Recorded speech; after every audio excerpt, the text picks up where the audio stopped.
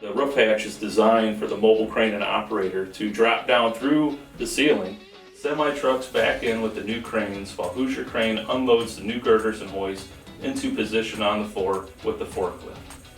Once again, coordinating with the mobile crane and operator outside the facility, our team then guides the mobile crane and operator through the roof to rig the new girders and hoists inside the facility to safely install 40 plus feet in the air.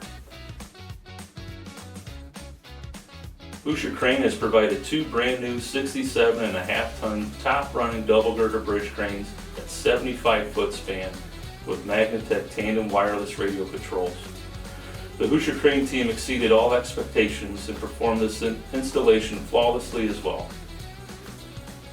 Thank you to BuhlerPrince, R&M Materials Handling, Caldwell, Conductix, Magnatech, and the entire Hoosier Crane staff for another job well performed.